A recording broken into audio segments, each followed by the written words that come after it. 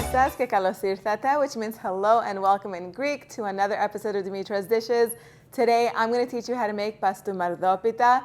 It is so delicious. I had it for the very first time in Greece this past summer. It's basically layers of pasturma, which is a dried, cured beef that's made with so many delicious flavors like fenugreek seeds, garlic, pepper.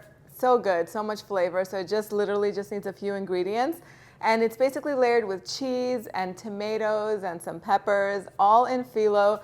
It's baked until it's beautifully golden in the oven. It takes like 10 minutes to put the whole thing together.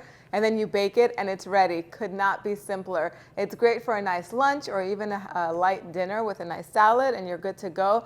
Pasturma, like I said, is a cured beef.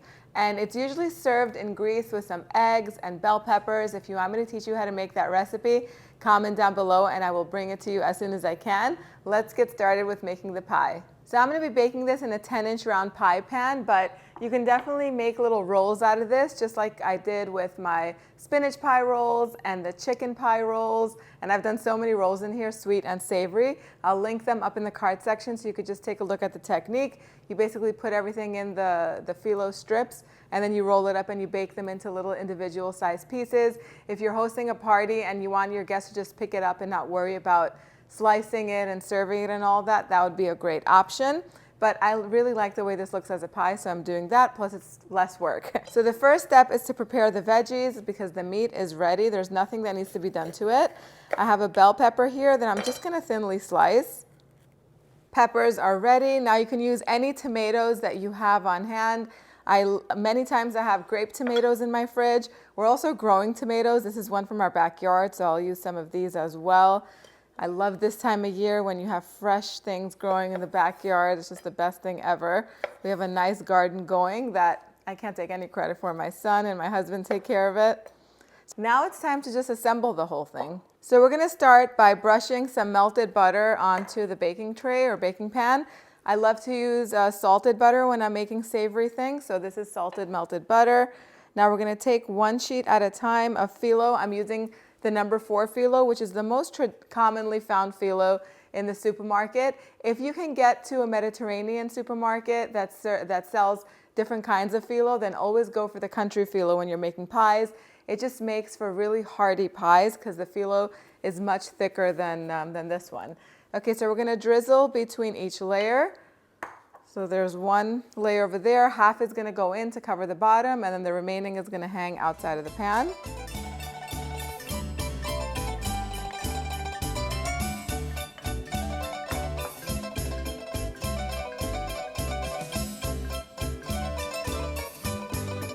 So all you need is 4 sheets for the bottom. Now I have some gouda cheese here. Now traditionally, kasseri cheese is used or something like gruyere, none of which I have nearby me. So gouda cheese is my next favorite pick. You can also use any cheese that melts well, like a mild cheddar. I'm using gouda for the bottom, and then I'm going to combine, I have some Swiss and gruyere that I found at the store. It's shredded cheese. This is not sponsored, by the way. So I'm going to use a combination of both of these cheeses. Next, I'm going to take the pasturma and just layer it on top of the cheese. You can roughly chop this if you want. Next, I have the tomato slices. Just going to make a nice layer on top. On top of that go the bell peppers. They can add plenty of freshness, and I love the sweet flavor of bell peppers. And I'm not going to add them all, just some of these. I'm going to leave these for a salad for later on. Now on top of this, I'm going to use this gruyere and Swiss cheese, but you can use mozzarella too if you want, or you can do all gouda. And I'm just going to sprinkle some freshly ground black pepper, and herbs add a lot of flavor. A little bit of herb adds a lot of flavor, so I'm going to do some dried oregano. So I'm going to cover the pie with all this phyllo that's hanging outside, and I'm going to drizzle butter in between. How easy is that? And now I'm just going to put 4 layers of phyllo on top, and I'm going to drizzle butter in between.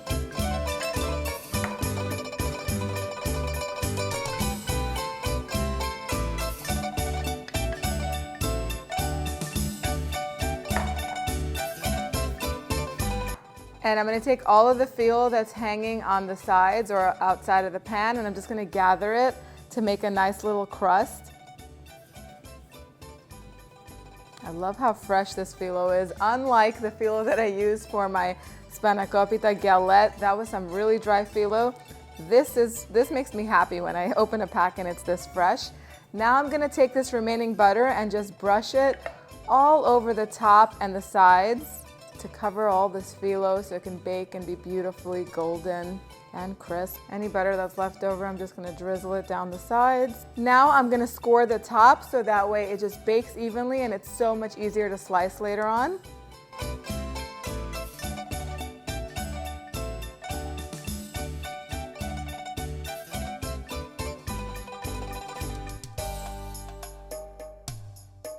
And as the finishing touch, I have some black sesame seeds that I'm going to sprinkle on top. If you have poppy seeds, that's more traditional.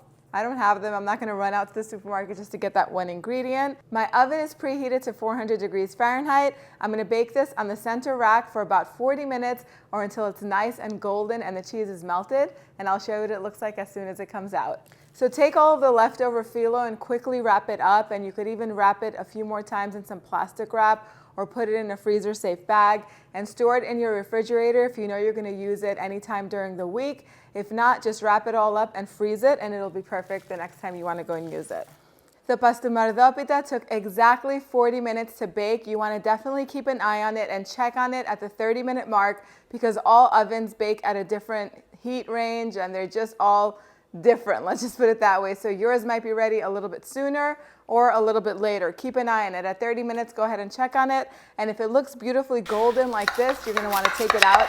Let it rest for like 10 minutes so that way the cheese can settle because nobody wants to bite into burning hot cheese. Believe me when I tell you that. So now it is time to take a bite. When you cut into it, you definitely want to hear that crispy sound. That's how you know the phyllo has cooked perfectly. It is just going to be just the right way. Time to take a bite.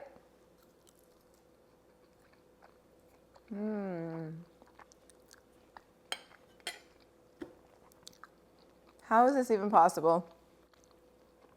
A handful of ingredients, 10 minutes of preparation, and so much flavor. That pasturma is absolutely delicious combined with that cheese and then the moisture from the tomatoes and the bell peppers along with all that freshness. The crispy, buttery phyllo, the whole thing is insanely good. So easy to make. You could have this on your table tonight if you go run over to the store and get some pasturma and cheese. You will be good to go. Serve this for dinner. You can serve this as an appetizer at a dinner party. You could assemble the whole thing a day ahead of time and don't bake it and keep it in your refrigerator if you're doing it for a party. And then right before your guests start coming in, pop it in the oven and it'll be ready in 40 minutes and you'll have it on the table. This along with a nice salad, some tzatziki. That's all you need. If you want to learn how to make more savory pies with phyllo, click on this annotation here and I will see you right over there. Thank you guys so much for spending time with me today. I'll see you all next time. Gracias.